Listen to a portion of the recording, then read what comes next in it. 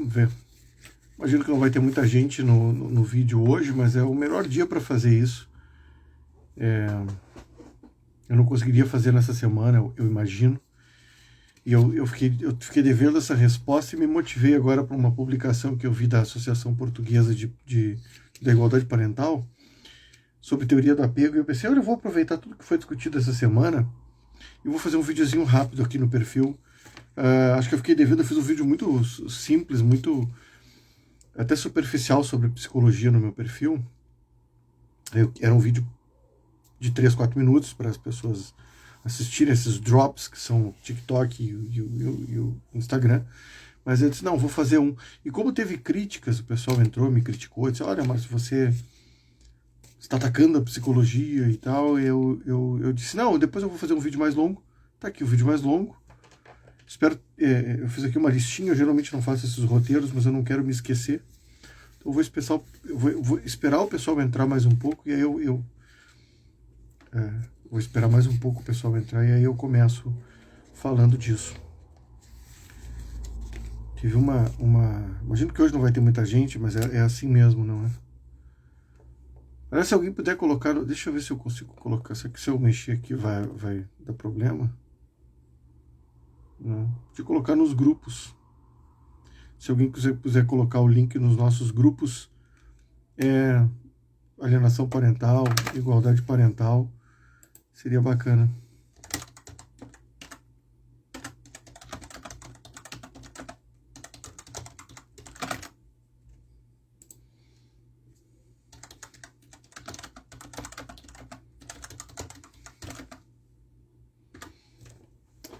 Vamos lá? Vamos começar então? Eu fiz um vídeo essa semana, acho que foi nessa semana, né? Semana que passou, dizendo a psicologia prejudicial nas varas de família. E aí eu dei uma explicação geral sobre isso, né? Apresentei Ah, que bom, o som tá bom então.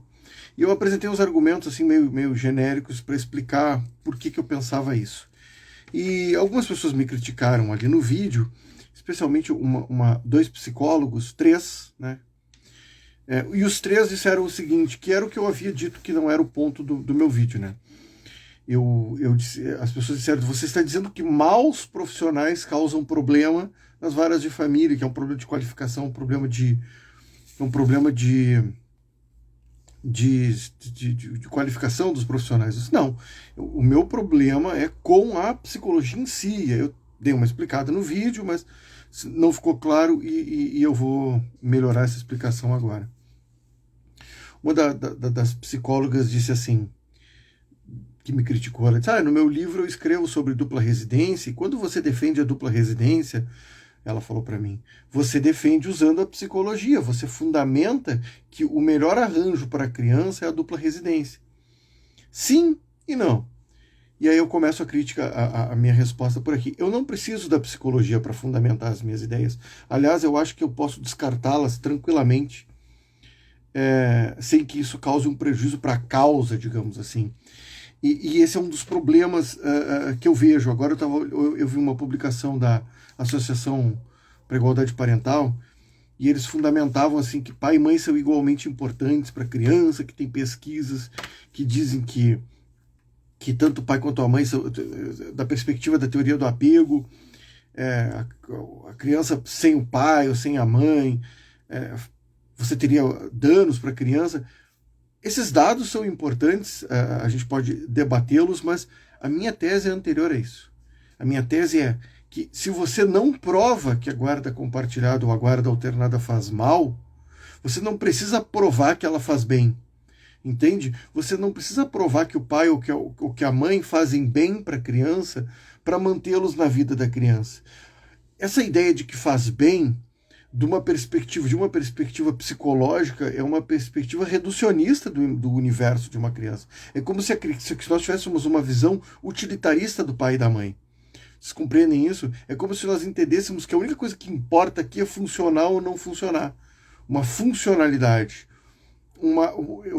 A criança só tem que ter pai porque isso é bom, ou a criança só tem que ter mãe porque isso é bom. Não. Ainda que não seja bom, qual outro arranjo nós teríamos de sociedade? Digamos que se prove no futuro que pai e mãe são irrelevantes. Aí, o que a gente vai fazer quando os casais se separarem? Porque enquanto estiverem casados, as crianças ficarão com seus pais, imagino. Ou enquanto se separar, vão para abrigos, porque tanto faz.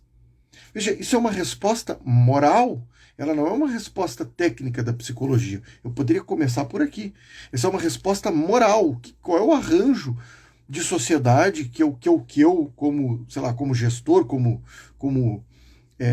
legislador, como estadista, quero organizar? O que é bom para todo mundo? Qual é o arranjo de sociedade? Não é só uma perspectiva do bem-estar da criança. É por isso que eu critico, não sei, nem todo mundo entende a crítica, mas eu critico o conceito de melhor interesse da criança, porque ele é reducionista, porque ele é limitante, porque ele é obscuro, porque ele é irrespondível, ele não tem uma resposta, você não tem métrica para dizer o que é melhor para uma criança. E essa parece ser uma das confusões que são feitas no ambiente do direito de família. Nós reduzimos a criança a um cérebro em desenvolvimento. Partimos de teses da psicologia, muitas delas já abandonadas ou questionadas ou problemáticas, e fazemos avaliações com base nessas teses e avaliações utilitárias. O que é bom, o que é ruim. Todo o direito de família se baseia nessa ideia de que eu vou dar uma resposta para o que é melhor para a criança. Então, o pai e a mãe brigam na justiça para ver quem é que tem a melhor resposta, quem é que oferece para a criança o melhor arranjo de uma perspectiva do melhor. A criança quer ficar, a criança vai ir, se a mãe quer mudar, se a mãe vai mudar, todas as discussões. Não, e aí se mostrou que o melhor interesse da criança, a própria discussão sobre alienação parental, ela parte disso, de uma avaliação psicológica que identificaria alguma coisa, como se a criança fosse um bibelô. Essa discussão não é muito robusta no Brasil, mas fora do Brasil, nos Estados Unidos, ela é muito forte. A crítica ao papel da psicologia nas varas de família, no debate americano, é muito forte. A crítica ao melhor interesse produzido por juristas e filósofos no debate americano é muito forte. O conceito de melhor interesse ele é criticado por boa parte da elite intelectual que debate o direito de família nos Estados Unidos, que defende uma visão de justiça, no sentido de justiça distributiva. John Rawls, Nozick, Dworkin, quer dizer, é o meu direito como pai, é o direito da mãe como mãe, é o direito da criança de ter pai e mãe. São direitos não apenas de uma perspectiva psicológica, mas de uma perspectiva social. Vamos lá. Essa publicação da Associação pela Igualdade Parental, ela dizia que tem estudos que mostram que pai e mãe são igualmente importantes e que é o fundamento que boa parte dos defensores dos pais, da paternidade, usam. Olha, pai e mãe são igualmente importantes. Eu tenho fundamentos, eu tenho teses sobre isso. Só que isso é uma vertente da psicologia. Tem uma vertente que diz que pai e mãe são irrelevantes. E aí o que faz? Se a psicóloga da vara de família conheceu, que talvez não conheça, porque isso é um outro problema, o pessoal está meio fora do debate acadêmico contemporâneo, que eu digo dos últimos 20 ou 30 anos, ela vai dizer o quê? Que tanto pai quanto mãe são irrelevantes e não precisa de nenhum dos dois? Essa publicação da Associação da Igualdade Parental, ela estava calcada na teoria do apego. O pessoal parece supor que a teoria do apego está provada, ela está muito bem fundamentada, ela está valendo e a gente tem que discutir nos seus termos. Nós não precisamos. Uma parte importante da psicologia descarta completamente a teoria do apego. Aliás, eu diria que hoje essa parte é até mais relevante. Você tem 3 grupos muito importantes na psicologia internacional debatendo. Um grupo que defende, que chama de Nurture Assumption, que é o pessoal que defende a teoria do apego, que tem as raízes lá na psicanálise, que vai dizer que a criança forma com um adulto específico ou com mais de um, dependendo da vertente da teoria, uma relação de apego. E, portanto, uma relação que determina o desenvolvimento psicossocial da criança. Até eu vou explicar melhor isso. Até psicossocial, exatamente, porque isso vai ter supostamente relação com o futuro da criança, a vida adulta e tal. Tem um outro grupo que faz estudos de genética, que estuda os genes, que vai dizer que nós já nascemos razoavelmente bem pré-determinados para ser o que seremos, e que pai e mãe têm um impacto muito pequeno, e são os estudos com gêmeos, é o pessoal da Nature. E eles têm dados muito robustos sobre isso. Hoje essa é a posição mais forte na psicologia. E tem um pessoal que é uma terceira linha, que foi inaugurada pela Judith Harris, que é uma autora que eu gosto muito, que ela escreveu um livro chamado The Nurture Assumption, em que ela defende a seguinte tese, que nem pai nem mãe, e nem exclusivamente a genética, mas que as crianças são resultado das relações com os seus pares. E que logo que elas têm os primeiros contatos com outras crianças, elas fazem parte do grupo de brincadeiras, elas vão para esse mundo, o mundo das crianças, e elas aprendem com as outras crianças a ser crianças. Crianças não são, não imitam adultos, diria Judith Harris, elas imitam outras crianças, elas se balizam em outras crianças. O que importa para uma criança, vai dizer Judith Harris, não é o pai nem a mãe, mas é o grupo de pares, um bom grupo de pares. Aí ela diz que a melhor coisa que um pai ou mãe pode fazer não é nem ser pai nem mãe, mas morar num bom bairro que tenha crianças de qualidade. Tá lá. Quem é que defende essa tese? Steven Pinker, um dos mais importantes psicólogos contemporâneos, junto com a Judith Harris e tantos outros. E esse pessoal todo meio que se distanciou da teoria do apego, porque a teoria do apego foi se mostrando bastante falha em mostrar as suas teses, em fundamentar as suas teses. Só que, claro, a teoria do apego foi ficando nas varas de família, porque ela ainda é uma teoria dominante, e é a teoria que as pessoas estudam nas faculdades, ou que têm acesso. Se você procurar por isso, você vai ver poucas pessoas citando a Judith Harris. É muito mais acadêmico, é mais complexo, é mais difícil, não é um tipo de tema. Acaba existindo uma cisão entre os avaliadores de custódia, aqueles que fazem avaliações nas varas de família, e o pessoal da academia que está estudando psicologia de verdade. Tanto que essa psicóloga disse assim para mim, você usa psicologia para criticar, a psicologia. Eu disse, não. Muitos dos estudos que eu cito para dizer se a guarda compartilhada ou guarda alternada, enfim, faz bem ou mal, são estudos publicados por sociólogos. São pesquisas feitas, talvez, por psiquiatras ou psicólogos, mas o ponto é muito diferente você ter, é outra dimensão, você ter uma avaliação de se faz bem ou faz mal, numa perspectiva grupal, numa análise sobre uma tese do que faz bem ou faz mal para as crianças em geral, ou você fazer uma avaliação específica de uma criança específica para determinar o que seria melhor para aquela criança específica, ou com base numa teoria de desenvolvimento infantil. O núcleo da teoria do apego, e isso é importante a gente deixar claro aqui,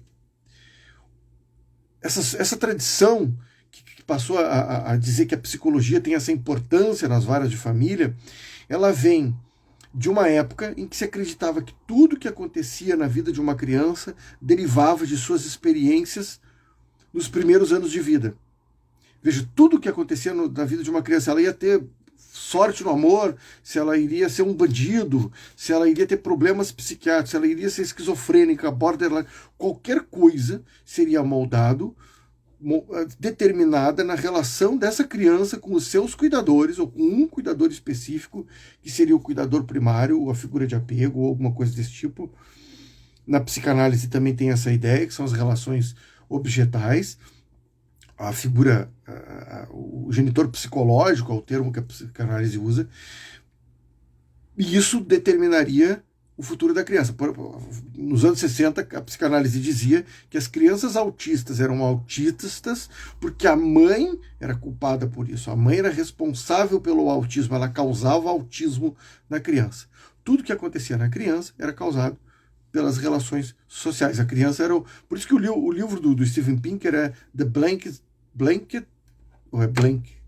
Slate. Como é que é em português? É o quadro branco, uma coisa assim, tipo a ideia de que a criança é um vaso aberto, que você põe tudo que tem lá dentro, você precisa pôr, ela não vem com nenhuma predisposição, uma inclinação genética, digamos. Só que isso foi sendo abandonado pela psicologia contemporânea. O próprio autismo se mostrou que ele é uma inclinação, uma imposição genética. Muitas das teses que se defendia das teorias do apego, das teorias psicológicas, elas estavam ancoradas na ideia de que, bom, essa criança não teve um bom cuidador, teve um cuidador de baixa qualidade, e, portanto, por isso que aconteceu isso e aquilo. Daí que se tornava muito importante você cuidar para ver como é que essa criança seria cuidada nos primeiros anos. Isso determinaria todo o futuro. O John Bowlby, que é um dos pais da teoria do apego, ele dizia, olha, a criança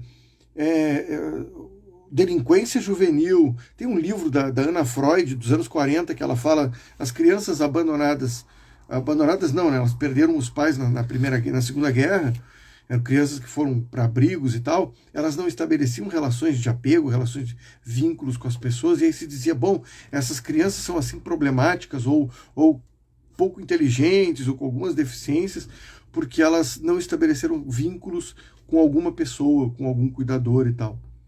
O que se diz hoje sobre o vínculo? Que é importante a criança ter um vínculo com um ou com mais pessoas, ter uma vida social, algumas pessoas que sejam perenes na vida dela, que a criança não pode ter negligência, abandono, abuso, violência, ela não pode sofrer isso. Agora, todas as outras ideias ancoradas na teoria do apego, a criança não poderia ser colocada numa creche, a criança tinha que ficar perto do seu cuidador primário, todas as ideias que você vê no direito de família, elas são ideias ultrapassadas de uma psicologia que já foi abandonada no debate contemporâneo, no debate técnico da psicologia, mas que isso não chegou no direito, entre os advogados, porque isso não é citado nos livros de direito. Os livros de direito apelam para misticismos e outras baboseiras, e isso não aparece nos avaliadores de custódia, porque essas pessoas ou têm uma formação meio ruim, assim, de baixa qualidade, ou elas têm uma formação antiga, ou elas não têm acesso ao debate contemporâneo, porque os livros são em inglês, porque os papers são em inglês, as pessoas não leem,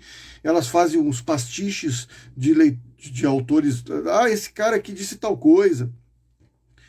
Você tem no Brasil, e aí é um outro problema, você tem no Brasil a teoria do apego que tem no Brasil, e aqui eu já aproveito para falar um outro vídeo que eu tinha feito, não sei se vocês lembram, se vocês assistiram, que era uma psicóloga, uma pedagoga, eu não me lembro bem, ela viu uma criança chorando e ela dizia assim, olha, ela está chorando assim, ela está reagindo assim, porque a mãe é a figura que lhe dá que lhe dá estabilidade emocional. A mãe é uma espécie assim de muleta emocional da criança. Ela forma com a mãe uma simbiose, que é uma terminologia da psicanálise. Aí eu fui debater com ela, eu critiquei a tese dela, e ela me respondeu dizendo que isso estava bem fundamentado da teoria do apego. Primeiro que as duas coisas estão equivocadas. Vamos lá. Você tem esse problema no Brasil. O pessoal que fala em teoria do apego no Brasil geralmente é psicanalista, tem uma formação psicanalítica, e ele faz um pastiche de teoria do apego, ele vai lá, dá uma lida, uma orelhada, tira conclusões daquilo para fundamentar as teorias psicanalíticas que eles defendem, e dizem, olha, a teoria do apego confirma a minha tese. Isso, infelizmente, é um dos grandes problemas com a psicanálise, ela chupinha tudo, de maneira superficial, como esses coaches que vocês têm por aí, coach quântico, o sujeito dá uma lida meio por cima e você vê o psicanalista fazendo exatamente a mesma coisa. Ele vai lá e diz, olha aqui, porque um estudo de 2004 confirmou a psicanálise. Aí você vai ver, não tem nada a ver com isso. É um estudo sobre o inconsciente num sentido muito mecânico, que no final não confirma as teses da psicanálise, mas eles usam isso. Aí essa psicóloga disse, viu, a teoria do apego confirma a tese que eu estou defendendo, só que não tem nada a ver. A teoria do apego não é uma teoria de simbiose entre a mãe e a criança. A teoria do apego que existe hoje, contemporânea, nas universidades, era mais ou menos, ela diz mais ou menos o que a Associação Portuguesa disse, que a criança forma vínculos com mais de uma pessoa, que a criança estabelece relações com mais de um, que a criança pode ter vários cuidadores. Tanto que a teoria do apego está em crise no mundo porque as pessoas chegaram à conclusão que se a genética é extremamente importante e determina muito do que a criança vai ser no futuro, se as rupturas dos vínculos não causam tanto problema, quanto se pensava, era o conceito de privação materna. O que se dizia que se a criança ficasse longe do seu primeiro cuidador, que era essa ideia dessa psicóloga, ela viu essa pedagoga, não sei bem, ela viu a criança chorando porque estava longe da mãe, não pode tirar de perto do seu cuidador porque a criança vai passar mal, vai ter problemas. Se não é isso, se a relação, se o que forma a psicologia da criança, o que forma a personalidade da criança é a relação com os pares, é o mundo social, muito os africanos têm uma expressão, it takes a village, a ideia de que você precisa de uma comunidade para criar uma criança. Qual é o papel da psicologia nesse debate? Porque o pressuposto nas varas de família, e aí a gente, vamos tentar entrar no segundo ponto aqui, é que o psicólogo é o especialista dessa relação, do vínculo, ele é um especialista do cuidado desse vínculo, e ele vai dizer o que pode e o que não pode. Mas o ponto é, ele não é especialista desse vínculo, primeiro porque nós não temos confirmação dessas teses, a teoria do apego hoje está em crise, muito do que ela pressupõe, uma parte importante da psicologia rejeita, a ideia de que os pais vão causar alguma coisa na criança, ela é extremamente questionada. O Jerome Kagan, que foi um dos grandes psicólogos, ele tem duas teses importantes. Uma é que a criança tem um temperamento que está relacionado à ideia de genética. Então a criança nasce com um temperamento e isso faz com que ela seja do modo que ela é. E isso é trivial na psicologia hoje. Você tem um gatinho, uma gata, um cãozinho que teve bebê, você sempre nota que um filhotinho é diferente do outro. Um é mais arrojado, o outro é mais medroso, o outro é mais chorão. A criança nasce de um modo específico. O problema é que a teoria do apego pressupunha um padrão, todas as crianças são iguais e, portanto, todas as diferenças que existem entre elas são causadas pelo apego. O outro ponto é a teoria do apego pressupunha que existe um jeito exclusivo de cuidar e que esse jeito específico de cuidar ele não altera. E você tem diferenças culturais. Uma mãe alemã cuida de um jeito, uma mãe portuguesa cuida de outro. Existem comunidades humanas que não criam as crianças, não são as mães que criam as crianças. As crianças são criadas soltas. Coletores nômades, por exemplo, carregam as crianças nas costas a partir dos primeiros meses e vão embora. A criança é cuidada por outras mulheres, ela amamenta em outras mulheres. Nós, no Brasil, tivemos uma tradição de ama do leite, temos uma tradição de creche. Nos Estados Unidos, isso é importante, nos Estados Unidos existe uma paranoia com creche. Porque se a criança não pode ser tirada do seu cuidador primário, dessa figura com quem ela estabelece uma relação simbiótica, então você não pode colocar a criança numa creche. Por isso que existia toda essa ideia de que a guarda alternada faz mal. Porque como é que eu vou deixar a criança ir para a casa de outra pessoa? Por isso que o pessoal fala da casa, por isso que esse pessoal fala tanto das emoções. Agora, se você não acredita nisso, se você não fundamenta isso, você não tem risco, você não tem dano. Então, o que o psicólogo tem a dizer? Essa é a pergunta. Você consegue compreender? Eu não sei se eu fui claro aqui. Sem esse arcabouço teórico da psicanálise, sem esse arcabouço teórico da teoria do apego, aliás, esqueci um ponto. O Jerome Kagan tinha um segundo ponto que era: não é verdade que isso é o determinismo infantil, não é verdade que todas as experiências de uma criança nos seus primeiros 2 anos determinam o que ela vai ser, mas todas as experiências da vida de uma criança, não nos primeiros 2 anos, mas aos 4, aos 6, aos 10, aos 12, aos 15, né, durante toda a vida. Não é porque a criança... Você tem estudos sobre resiliência, que é um conceito do Michael Hutter, crianças que sofreram muito, que sofreram abuso, inclusive, que ficaram em privação, que é um conceito importante dessa tradição, quando colocadas numa família normal, numa família que cuida e dá afeto e carinho, elas se recuperaram.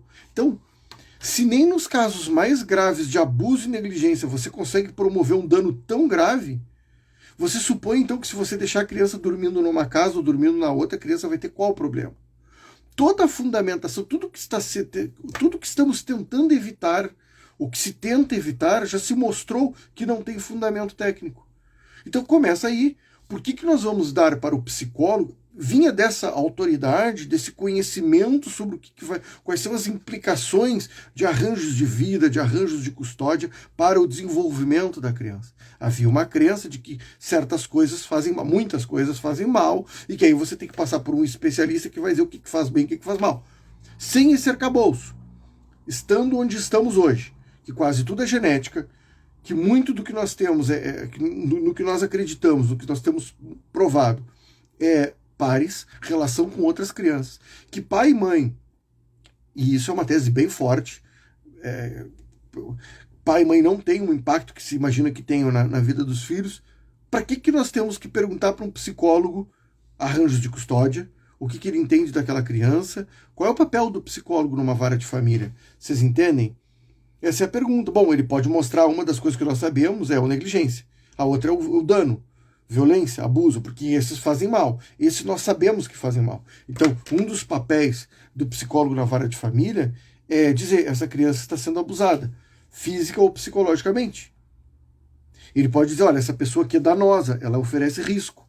Isso sim. Agora, para além disso, para que serve? Para dizer o quê? Ele vai avaliar o quê? Por exemplo, a mãe quer mudar para outra cidade.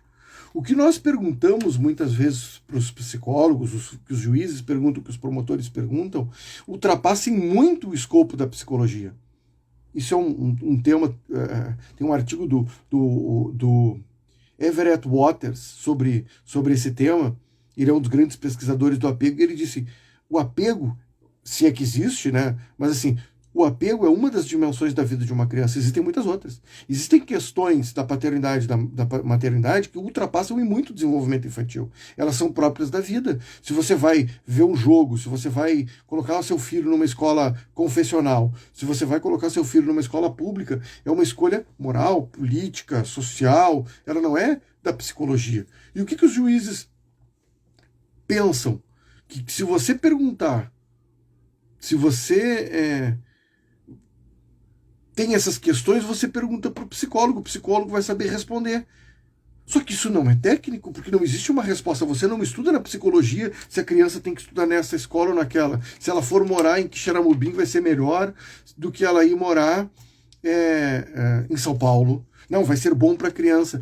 E aí, assim, você não tem ferramentas de medição de vínculo.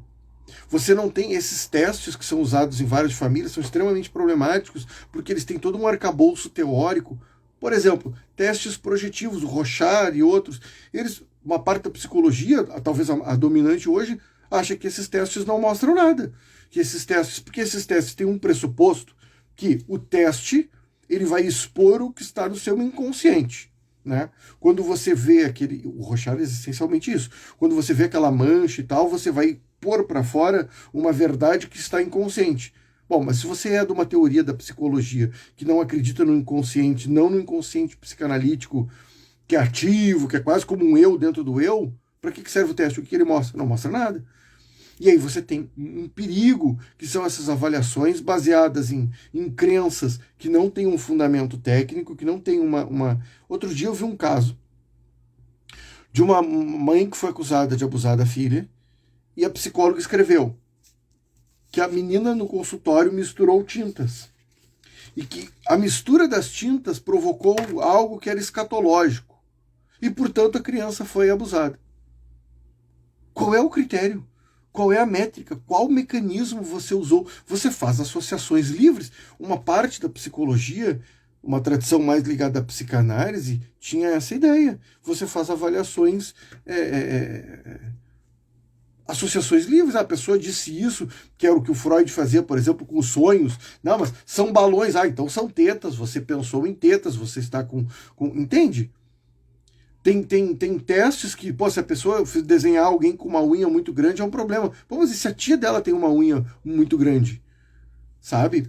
Esses testes são extremamente problemáticos. E aí nós damos aos psicólogos um poder gigantesco para que eles digam o que eles acreditam, o que eles pensam que é o melhor para a criança, de uma perspectiva do que eles acham melhor para a vida. Só que o que eu acho melhor para o meu filho sou eu. Quem é você para dizer o que é melhor para o meu filho? Se você não mostrar um risco, um dano, alguma coisa que seja assim flagrantemente problemática, né, qual é o seu papel aqui? O Conselho Federal de Psicologia tem um documento sobre regulamentação de convivência, e ele diz o seguinte: o papel do psicólogo é manter vínculos, promover a manutenção dos vínculos. Essa criança tem... Porque essa dimensão é uma dimensão... Eu não estou descartando essa dimensão, ela existe. A dimensão emocional, psicológica existe. O que o conselho diz? O papel do psicólogo é tentar a manutenção dos vínculos, desde que eles não sejam prejudiciais, um pai abusador, uma mãe abusadora, essas coisas. O papel do psicólogo, diz o conselho, não é regulamentar a convivência, não é estabelecer dias de convivência. O que os psicólogos fazem nas varas de família?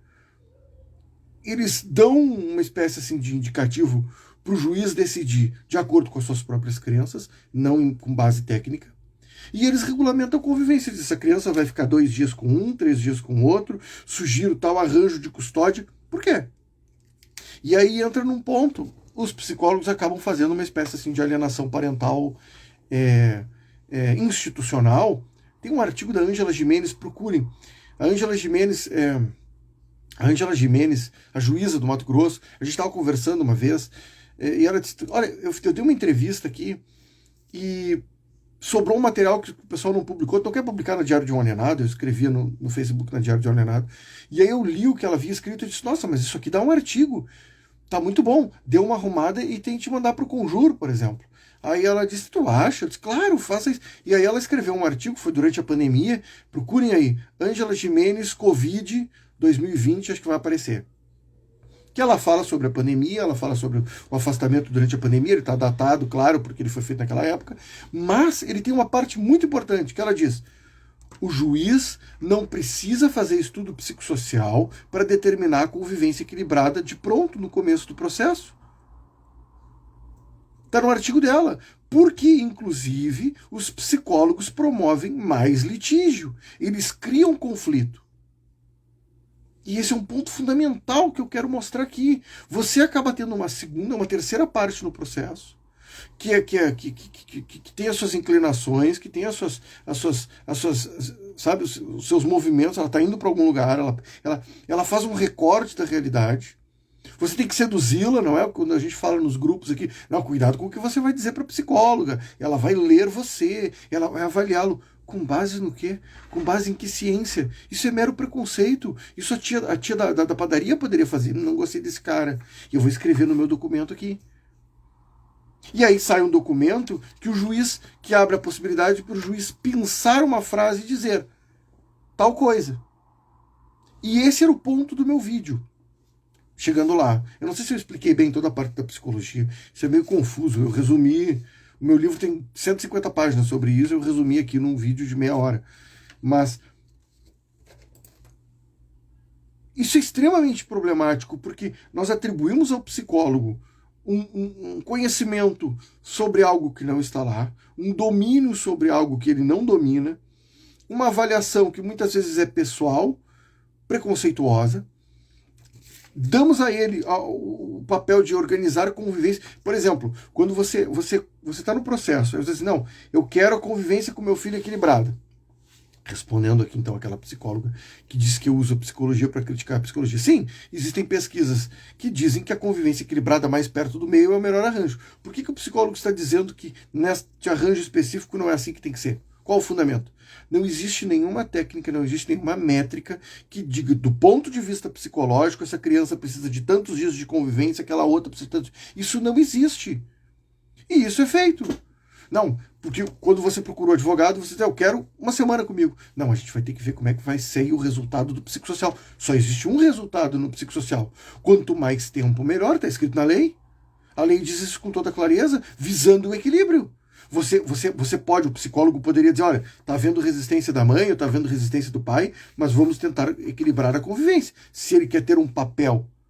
Agora, ele dizer que não faz bem, ele dizer que vai ser nas quartas, como eu vejo vários, os pais me mandam, os advogados me mandam, eu devo ter aqui uns 400 estudos psicossociais. É uma bobagem, um besterol, aquilo ali é ridículo. E regulamentando como é que vai ser, uma escreveu assim, não, a mãe quer mudar de cidade, vai ser muito bom, vai ter novas experiências. Se é o pai que quer mudar, e aí você é arbitrário. Você dá para o psicólogo, se é o pai que quer mudar, ele diz não, vai romper os vínculos com a família paterna ou materna. Não é bom.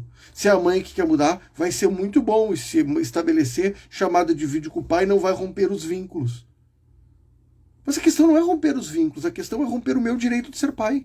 É uma questão de justiça, não de melhor interesse da criança. Até porque essa questão aceita inúmeras respostas. Pode ser que a criança possa ficar um dia da semana, um pernoite, ou 3, ou 10 dias, ou uma semana para cada um. Existem vários arranjos possíveis. Por que o psicólogo vai estar num arranjo específico, escolher um arranjo específico e impedir o outro? Porque o que você vê o psicólogo fazendo é um tipo de alienação parental. Ele diz, não, a convivência vai ser finais de semana alternados e um pernoite. Por que não é uma semana para cada um, se a legislação diz visando o equilíbrio? Não, mas aqui tem que ver o caso a caso. E essa é uma grande mentira. Não existe caso a caso. Você não faz uma avaliação biopsicogenético, metafísico, social de uma criança para ver se você vai matricular a criança no colégio. Não, agora a gente vai ter que ver se o meu filho é compatível com os estudos. Nós vamos ter que avaliar se o melhor para essa criança específica é ir de manhã ou ir de tarde. Vamos esperar a avaliação psicometafísico, ontológico, biológico, genético, geriátrico, social, que é esse nome pomposo para o fofoco social. Uma pessoa palpitando sobre como é que deve ser a sua vida. Porque não tem técnica, não tem métrica, não tem ciência, não tem nada lá. Essa é a pergunta, qual é o fundamento para as afirmações que você está fazendo? Fora as dificuldades com o português. O dia eu estava lendo uma psicóloga dizia assim, genitora relata, genitora relata, genitora relata. Aí ela cansou do relata. Aí ela escreveu, genitor evidencia. Opa, nós temos aqui um grave problema. Porque um relato pode ser falso, né? Eu posso dizer, olha, acabei de ter um encontro com a Scarlett Johansson, esse relato é falso. Agora, se eu evidencio alguma coisa, eu estou mostrando que aquela coisa é uma evidência. Pode ser que ela não seja uma boa evidência para aquilo que eu quero provar. Pode ser, olha, isso aqui é uma evidência de que tem uma foto com a Scarlett Johansson. Isso é uma evidência de que eu tive alguma relação com ela? Não.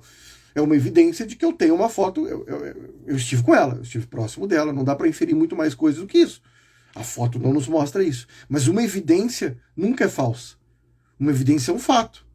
Quer dizer, a pessoa trocou se o juiz fosse rigoroso, ele diria, bom, então isso aqui é uma verdade e a psicóloga testou. Aí você tem os psicólogos dizendo sobre o futuro, não vai ser bom para a criança. Como é que você sabe se vai ser bom? Você não tem essa métrica, você não tem essa ferramenta. Não vai ser bom, vai ser bom. Com base no quê?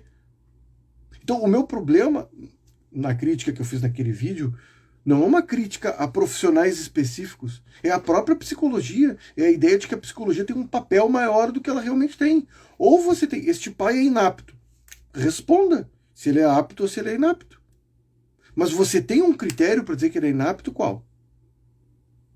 Se nós permitimos que no direito penal a inaptidão, claro que uma criança é diferente, mas a inaptidão faz com que o sujeito volte para a sociedade e tenha outro filho. A Suzane Richthofen não está grávida? Que tipo de inaptidão? Tem que ter uma coisa técnica. Você tem que me mostrar um problema. Não tem. E aí o que acontece? É uma máquina. Vamos ser sinceros, é uma máquina. Aí, não, mas aí o que me disseram no grupo outro dia? Não, é que aí você tem que contratar um assistente. Ah, bom, então eu tenho que contratar o advogado criminal da Maria da Penha e o assistente da psicologia, que vamos todos discutir groselha num processo completamente inútil. Tem uma mãe tentando impedir a convivência do pai, não é? E ela usa o sistema. Não, aí a psicóloga, ela vai lá, faz um chororô, aí a psicóloga escreve, aí a mãe está muito magoada, muito chateada. Isso é bizarro, 80% desses relatórios que eu leio são sobre o relacionamento. Se ela estava triste, ela estava magoada, ele a abandonou, ele traía, ele não era um bom marido. E daí? Ele é um risco para a criança? Não, uma semana para cada um. Ele é um risco para a criança? Não, uma semana para cada um. Não tenho nada a dizer. Não tem. Sabe a Glória Pires? Assim, não posso declarar. O psicólogo deveria dizer isso. Não tenho nada a dizer.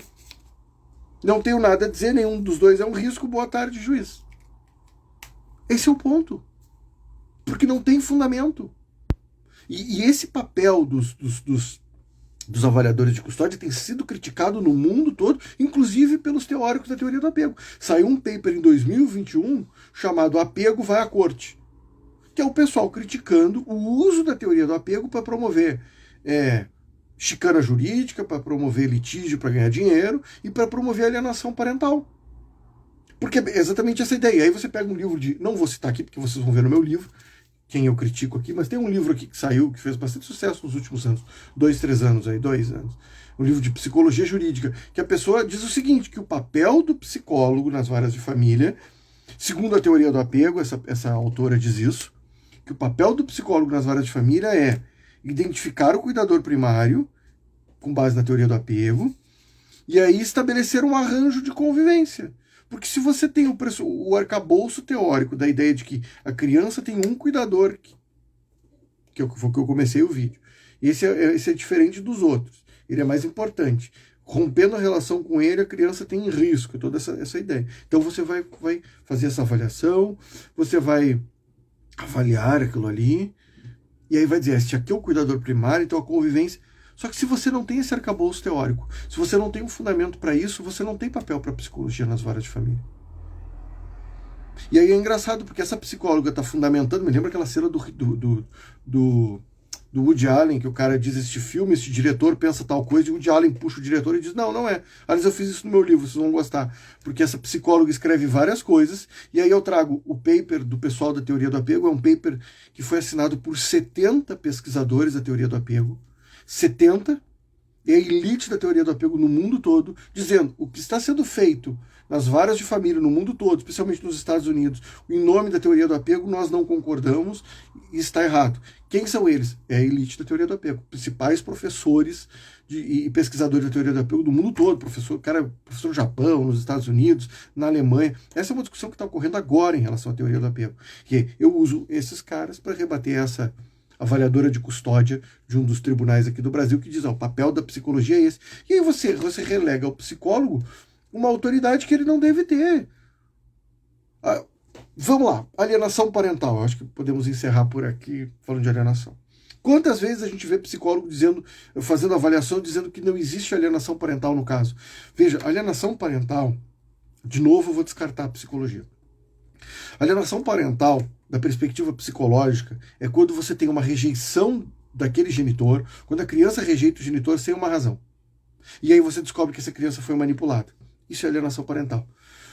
Boa parte da alienação parental que nós temos no sistema, ela é promovida pela mãe da criança e pelo Ministério Público e pelo Judiciário. Ela é uma alienação parental institucional. Você impede o pai de ficar com seu filho, você tem mecanismos para impedi-lo, você põe ele de lado, você reduz a igualdade parental, né, a parentalidade dele, você milita contra a lei da igualdade parental, a lei da guarda compartilhada, você reduz a convivência. Isso é outra coisa. É a mãe fazendo 6 anos, o sujeito não conseguiu conviver com o filho, porque a mãe fez um monte de chicana. Vem a psicóloga e diz, não há alienação, inclusive ela incentiva a relação. Peraí, pode não haver, ou a criança não rejeita o genitor. Ok, a criança não rejeita o genitor, mas ele não pode conviver com o filho. Meu projeto de vida, estou falando aqui da perspectiva de um pai ou de uma mãe, meu projeto de vida, passei, 4, 5 anos sem conviver com meu filho. Quem é o culpado? Tem um culpado, aconteceu. Ah, não, mas é que a justiça... Peraí, a mãe da criança passa o processo inteiro inventando bobagens. Eu não convivo com meu filho e o psicólogo não é capaz de dizer, pelo menos ele poderia dizer, olha, existe uma conduta recorrente. Mas você não precisa de um psicólogo para fazer isso. Qualquer pessoa alfabetizada olhando o processo vê isso. Olha, a mãe disse que esse sujeito era inapto. Nós conversamos com ele e ele não é inapto. Acabou. Se ela fizer essa tese de novo, punição criminal, sei lá, dano moral. Nós somos muito tolerantes com as chicanas. Aí foi feita uma avaliação, mudança de endereço. Eu fiz um vídeo recente agora, que era uma mãe querendo mudar de cidade, mudar de país, e aí nós acreditamos nessas fantasias.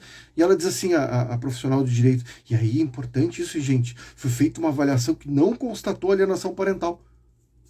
Qual ferramenta foi usada para não constatar? E depois, se existe ou não existe a alienação parental do ponto de vista da rejeição, a mudança de endereço não vai prejudicar o pai? Por que ele tem que ser prejudicado? Por que ele tem que se aceitar o prejuízo? Não, é que é o melhor interesse da criança. Esse é outro conceito que nós precisamos abandonar. Existem muitos modos de criar uma criança. Existe um modo que aí sim as pesquisas indicam que é o mais favorável, que é a convivência equilibrada. Aquele que quer mudar tem que ser sempre preterido, porque é ele que está dando caso, ele que está provocando a ruptura do arranjo que favorece a criança. Que é um arranjo que não só favorece a criança, como é o arranjo mais justo para os três. Porque a criança vai ter pai e mãe, o pai vai ter seu filho e a mãe vai ter seu filho.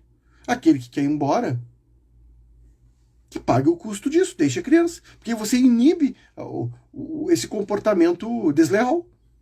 E aí sim, mas aí o que a gente faz? A gente não vai julgar de uma perspectiva de justiça. Nós vamos julgar de uma perspectiva do que seria melhor para a criança. E aí a gente embarca nessa farsa que é a avaliação do melhor interesse. Eu tenho um caso de um conhecido que a mulher quer levar a criança para o leste europeu. E aí foi dito que vai ser assim, a psicóloga e a assistente social escreveram que vai ser tudo muito maravilhoso. Elas preveem o futuro, vai ser ótimo. Você acha que um pai conseguiria um documento desses? O pai quer mudar para os Estados Unidos, acabou de ter uma proposta de emprego. Ele, em vez de ganhar 5 mil reais aqui, ele vai ganhar 60 mil dólares. Nossa, melhor interesse da criança. Não, aí não é. Porque aí vai romper o vínculo. Não, mas o vínculo com o tio, tem um cachorrinho, que a criança gosta muito, ela vai ficar muito triste. Gente, isso tudo é besteira. Isso não tem fundamento técnico, não existe medição para essas coisas, não existe métrica. E aí, não, mas é que aí você tem que contratar um especialista para criticar o especialista. O juiz não dá bola para o assistente, vamos ser sinceros. O juiz nem lê aquilo, ele nem lê o psicólogo. Quem é que vai ler aquele chorume de 3, 4 páginas mal escritas? Muitos desses profissionais aí são extremamente pouco qualificados. Outro dia uma psicóloga de um TJ aí veio discutir comigo e disse assim, porque a psicanálise inclusive confirma a teoria do apego. Eu disse, meu Deus, se eu dissesse para a elite da teoria do apego que ela está sendo confirmada pela psicanálise, eles pulariam do edifício. Fora do Brasil, a psicanálise é vista como uma seita religiosa, como uma coisa mística. Ninguém dá bola porque que a psicanálise diz. Você vê, as pessoas no Brasil têm uma formação toda mística, toda pouco técnica. A teoria do apego que existe no Brasil não é a teoria do apego. É uma teoria do apego lida sob as lentes, né, pelas lentes da psicanálise. É a física quântica segundo os coaches. É basicamente isso. É a física quântica segundo os coaches. Né? Não, porque aí os cristais ouvem música, porque a teoria do apego já nos disse que a criança... São os grandes problemas que nós temos, que é essa crença nesse curandeirismo do psicólogo em vara de família, que ele vai fazer uma avaliação, ele vai dizer, e aí você fica esperando um ano, aí você tem que seduzi-lo, aí ele vai lá e escreve, genitora relata, 5 páginas de genitora relata, um besterol mal escrito, um sujeito tem a pretensão de achar que ele pode dizer como é que eu vou criar meu filho. Mas eu quero um resumo agora do primeiro capítulo do Em Busca do Tempo Perdido, porque se você domina o tempo, se você sabe o que é... Eu quero que você me resuma agora a Judith Harris, qual é a tese dela, o que ela diz do livro. Aliás, eu já disse isso para uma psicóloga, mas vem cá, tu estás por dentro do debate, você conhece o debate contemporâneo, ou você deu uma orelhada? Porque a maioria dos que eu conheço e que eu vejo na internet, eles dão uma orelhada. Eles falam umas coisas assim, que é o que o pessoal da teoria do apego está dizendo. Você tem uma pseudo-teoria do apego, promovida por avaliadores de custódia, que não tem nada a ver com o debate contemporâneo. Aliás, esse paper de 2021 diz isso. Quando nós fazemos avaliações de apego, nós fazemos no nível populacional. Não existe uma ferramenta muito precisa para avaliações específicas. Aí o psicólogo vai lá e escreve assim, não, esta criança está muito apegada com a sua mãe. Você não tem uma ferramenta para dizer se ela tem apego ou não. Essa ferramenta não existe. Nem a teoria do apego tem essa ferramenta. As ferramentas que existem na teoria do apego é uma ferramenta para medir apego de bebê. E a teoria do apego ela é relevante quando a criança tem 1 ou 2 anos. Ainda que você acreditasse nisso. Aí você tem uma criança de 4 anos, 5 anos, e o psicólogo está falando, porque a teoria do apego, porque a criança precisa disso. Tem 2 artigos da Linda Nielsen, procurem aí o efeito Wuzel, sobre os problemas dos avaliadores de custódia, e tem um artigo da Joan Bekele, que escreveu junto com a Judith Wallerstein, no livro Sobrevivendo ao Divórcio. A Joan Bekele escreve um artigo chamado The Best Interest of Child, A Concept in Search of Meaning, algo nesse sentido. Que ela está dizendo justamente o seguinte, que nós não temos uma resposta para o melhor interesse e nós usamos esse conceito nas varas de família. Leiam lá em inglês, é um artigo dos anos 90 e poucos, mas ela critica justamente isso. E nos Estados Unidos, esse artigo da teoria do apego de 2021, veja o nome do artigo, Apego vai à corte. Quer dizer, é uma crítica do pessoal da teoria do apego ao uso da teoria do apego nas varas de família, que é o principal fundamento, a teoria do apego é o principal fundamento para justificar a psicologia nas varas de família nos Estados Unidos. No Brasil são as ideias psicanalíticas. O que eu estou dizendo aqui em linhas gerais? O que a Ângela Gimenez disse, entrou com o processo 1 semana para cada um. Quanto o pai pediu 1 semana, deu 1 semana para ele, ele disse que ele é capaz de ficar 1 semana, sem nenhum tipo de avaliação, porque não tem nada a ser avaliado. Não existe nada a ser avaliado. Ah, a mãe quer mudar de endereço, reverte a guarda para o pai. Se o pai é presente, reverte a guarda para o pai e a mãe que seja feliz no seu casamento, no seu trabalho. Acabou. Para que você... A mãe está criando dificuldade, é só o juiz ler o processo. Fizemos uma avaliação psiquiátrica, esse pai não oferece nenhum risco, por que a mãe está impedindo? É alienação. Esse era o conceito, inclusive, da lei de alienação parental. Muito mais instrumental, jurídica, e não de psicólogos. Ela foi muito mal interpretada pelo judiciário. Temos que avaliar uma doença, porque você tem que provar que o pai é útil ou que a criança está doente. E a minha tese é, você não precisa provar que a criança está doente, você tem que provar a má-fé do outro, e você não precisa provar que o pai é útil. O direito do pai de ter seu filho, o direito da mãe de ter seu filho, e de ter um arranjo de justiça. Esse é o conceito do Robert Minogue no artigo dele de 73. O que é justo para os três envolvidos? É justo para a criança ter um pai, é justo para a criança ter uma mãe, a sua mãe biológica, o seu pai biológico, que são as portas para as famílias extensas, que são as portas, são os caminhos para o seu legado, para quem ela é, para aquilo que ela é, como sujeito no mundo. E para os pais é meu projeto de vida ser pai desta criança, é o projeto da mãe ser mãe desta criança. E nós temos que o papel da justiça é fazer um arranjo, o arranjo mais justo para esses três. Não de uma perspectiva da psicologia, mas de uma perspectiva moral, da moralidade social, da nossa moralidade, e de uma perspectiva de justiça, de um conceito de justiça. Quem é que diz isso? Eu, né? Mas eu não sou ninguém. Quem diz isso é o John Elster, um filósofo, escreveu um artigo brilhante sobre o melhor interesse da criança, o Robert Minogue e uma boa parte da tradição americana que discute essas questões de guarda e convivência. Será que eu expliquei bem? Eu fui né, meio... Hoje eu fui bem esquizofrênico, assim, word salad, falando meio confuso. Vocês têm alguma pergunta? Eu sei que tem poucas pessoas hoje, imagino que amanhã o pessoal vai assistir o vídeo. Mas era essa a crítica. Ficou aqui a resposta sobre a psicologia. Vocês acham que eu dei uma resposta organizada sobre o problema da psicologia nas varas de família? Se quiserem fazer pergunta aí, um tempo. Se alguém quiser fazer uma pergunta, escreva sua pergunta agora ou cale-se para sempre. Basicamente é isso. A psicologia nas varas de família ela causa mais problema do que soluções, porque nós esperamos que ela responda uma pergunta que ela não tem capacidade de responder. Ela não responde como é que se deve desenvolver, qual é o arranjo específico para o melhor desenvolvimento da criança. Nós não temos essa resposta. Há 3 teorias sobre esse tema. Tem para quem fala inglês, procure.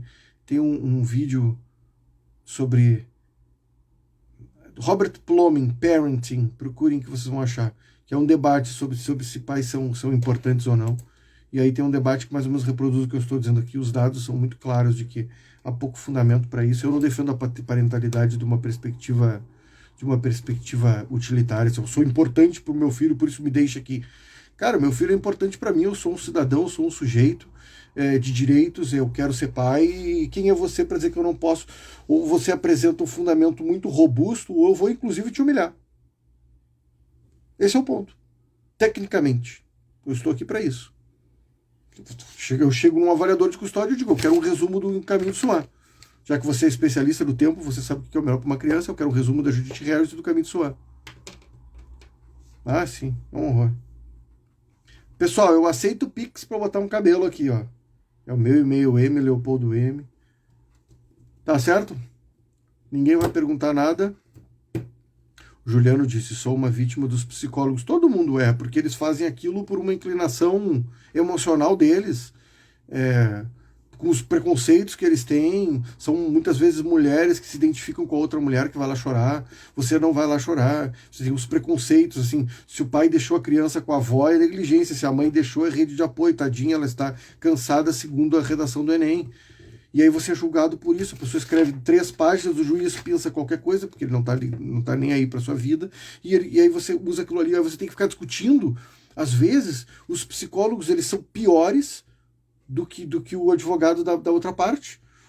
Inclusive, às vezes as mães são prejudicadas por isso, porque o psicólogo não foi com a cara da mulher, e aí ele fala uma coisa maluca lá e tira a guarda dela, ou tira a convivência da mulher sem nenhum fundamento, porque não foi com a cara da mulher, ou ela é muito bonita, sabe? Tipo, é, não gostei dela, ela é muito bonita, deve ser puta, e aí faz alguma coisa contra a mulher, sabe? É horrível, é muito ruim. Os juízes têm que estabelecer a convivência desde o começo, e deu.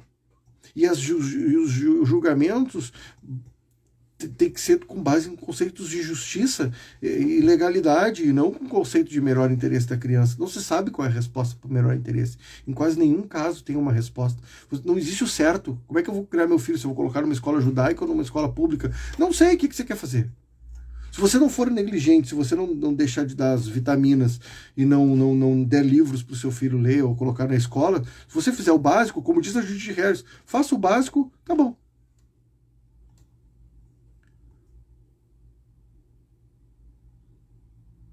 Juízes.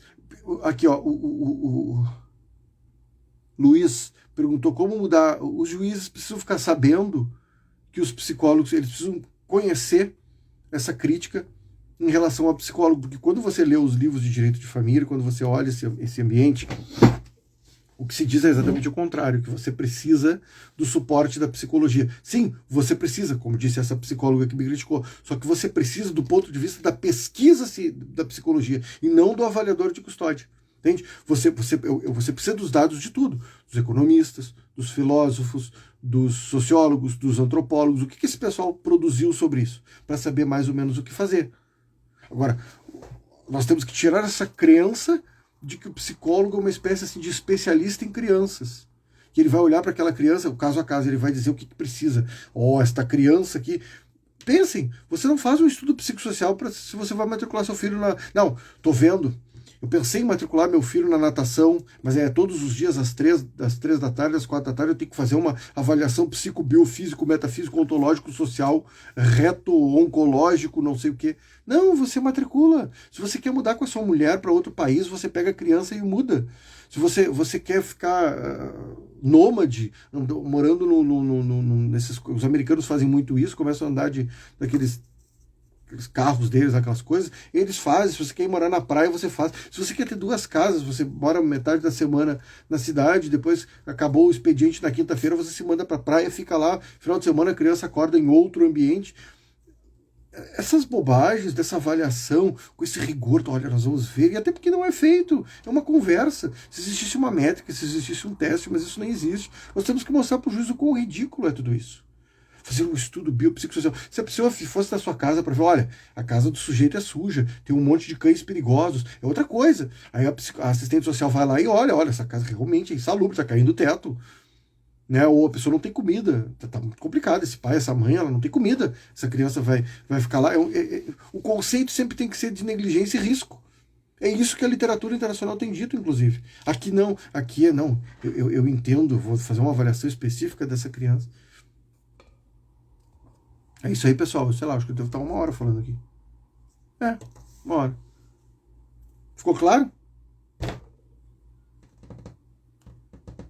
Vou-me. O vídeo vai ficar aí para quem quiser assistir.